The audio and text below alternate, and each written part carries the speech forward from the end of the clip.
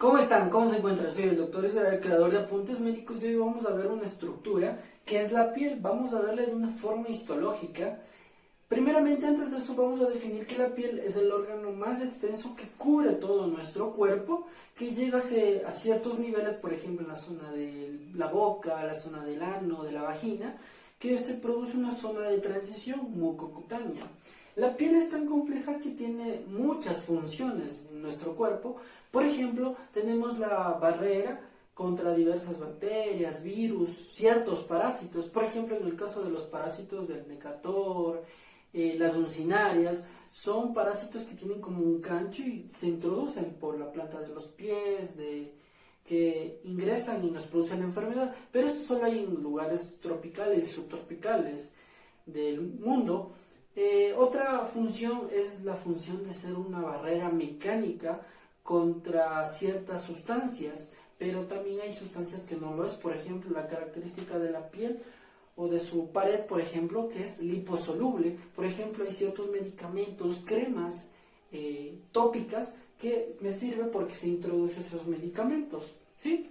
Hay otra barrera, por ejemplo, una barrera contra el frío o de protección contra el frío y con el calor. Por ejemplo, en el caso que hace frío, existe menos llegada de flujo sanguíneo y menos salida de calor, ¿sí? Por eso la piel se pone como pálida. En el caso de evitar contra el calor, por ejemplo, en el calor ambiental, aquí la piel aquí aumenta su circulación y produce salida del calor, emana calor y emana obviamente el sudor, ¿sí? La piel se vuelve rubicunda, sudorosa, es otra función.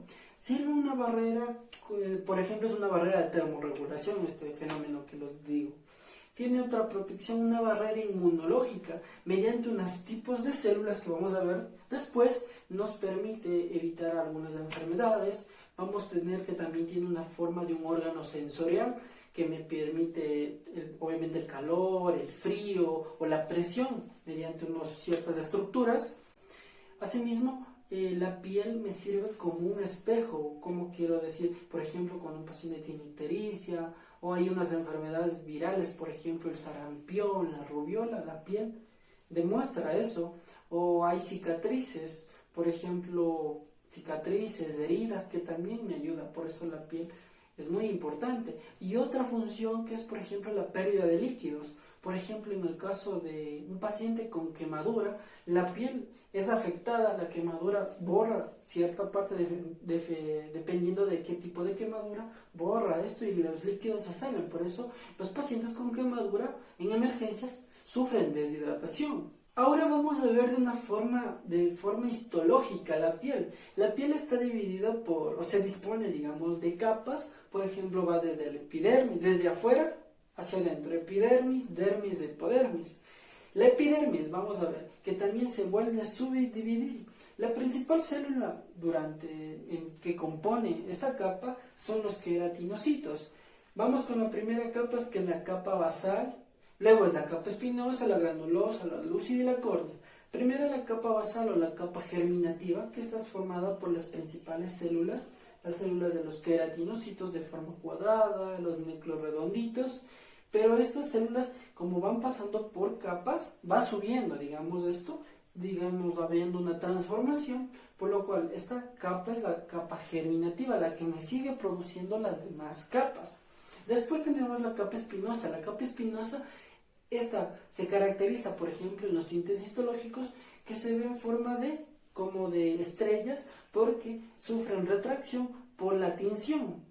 Pero estas uniones son por las uniones entre estrella y estrella, porque son las puentes intercelulares, por eso se ve como espinas, por eso es la capa espinosa. La siguiente capa, donde están las células, son por las células que tienen estos gránulos de queratoyarina.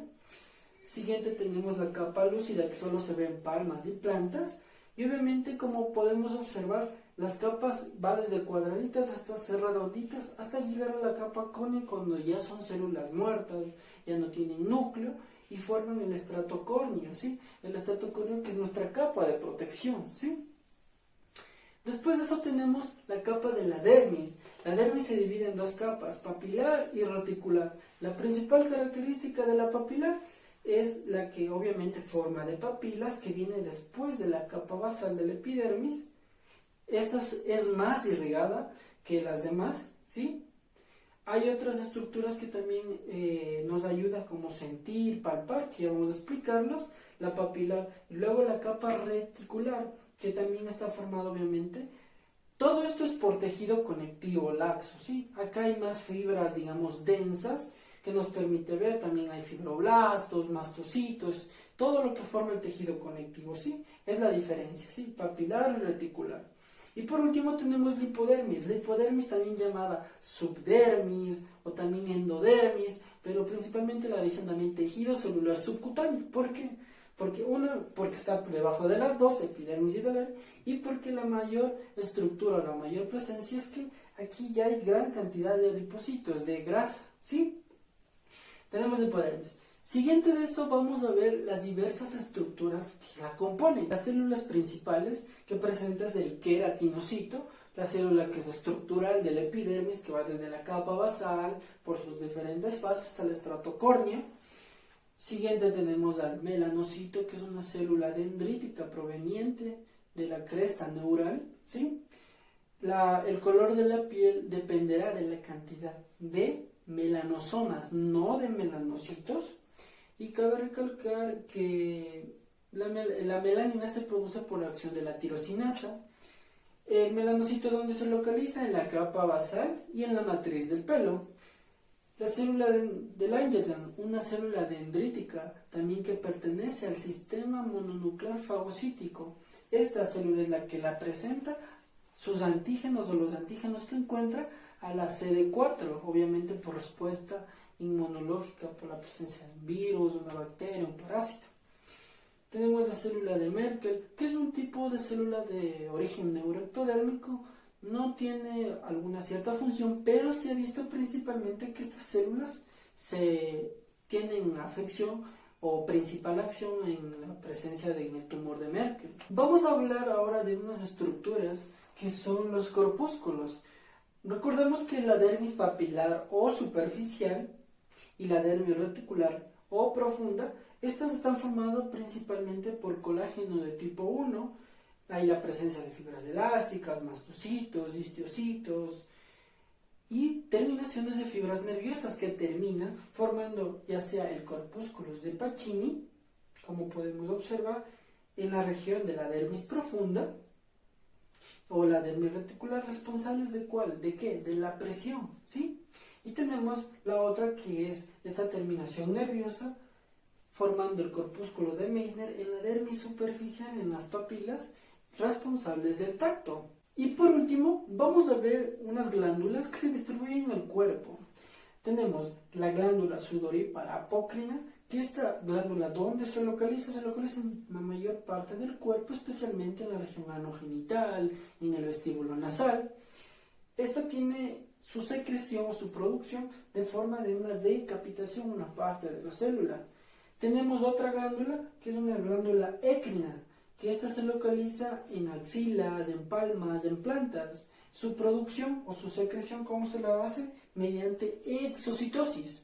Y por último tenemos una glándula, la glándula sebácea, la cual es de tipo holócrino, es como un holocausto, se muere la célula en su totalidad, es decir, lisicelular, que se localiza en todas partes excepto en palmas y en plantas, ahí no.